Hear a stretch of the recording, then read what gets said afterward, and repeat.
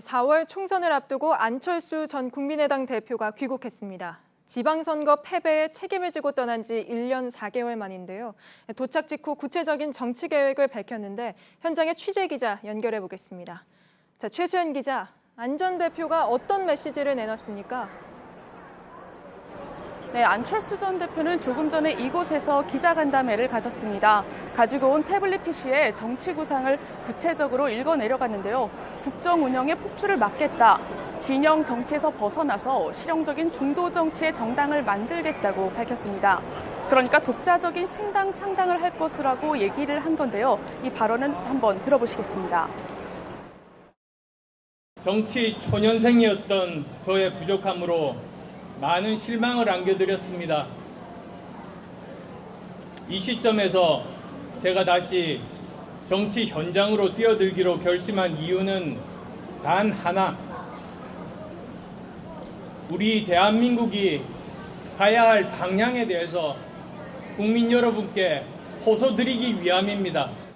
네, 그러니까 안 전 대표 이번 총선은 출마하지 않겠다는 거죠? 기자간담회에서 총선에 출마할 것이라는 질문에 출마하지 않겠다고 말했습니다. 그러니까 총선 출마 대신에 제3의 신당을 만드는 데 몰두하겠다는 의미로 풀이가 되는데요. 여기에 더해서 보수통합추진기구인 혁신추진통합위원회에 대해서도 관심이 없다고 잘라서 말했습니다. 결국 야권의 혁신 경쟁을 통해서 국민들의 선택권을 넓히면 1대1의 구도보다도 더 큰 합을 낼 것이라 이렇게 얘기를 한 건데요. 독자적인 행보를 예고한 겁니다. 이 발언 또한 같이 들어보시겠습니다. 저는 출마하지 않습니다. 실용적인, 중도적인, 그리고 문제 해결 능력 있는 그런 사람들로 국회를 채우는 것입니다.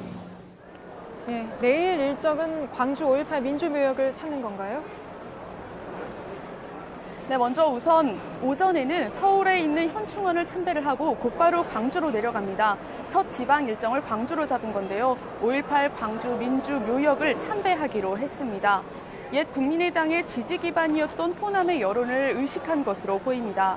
안 전 대표는 이 호남 일정에 대해서 당을 지지해 주신 분들에게 죄송하다는 말씀을 드리고 또 감사하다는 말씀을 드리는 것이 도리라고 생각한다고 말했습니다. 오늘 공항에 나온 안철수계 의원들은 국민의당의 색깔인 초록 색깔 넥타이를 메고 있기도 했습니다. 네, 그런데 안 전 대표 귀국을 놓고 정치권 반응은 크게 엇갈리는 것 같은데요.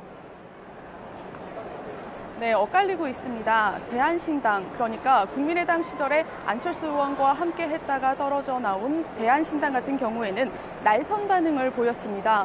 수석 대변인의 논평을 통해서 금이 환영을 한 것이 아니라 돌아온 탕자라고 평가절하했습니다. 반면에 보수 통합을 추진 중인 황교안 대표는 모든 정치 세력과 함께 한다는 뜻에는 변함이 없다면서 안 전 대표 또한 포함된다고 이렇게 비교적인 호의적인 반응을 보였습니다. 네, 잘 들었습니다. 최수연 기자였습니다.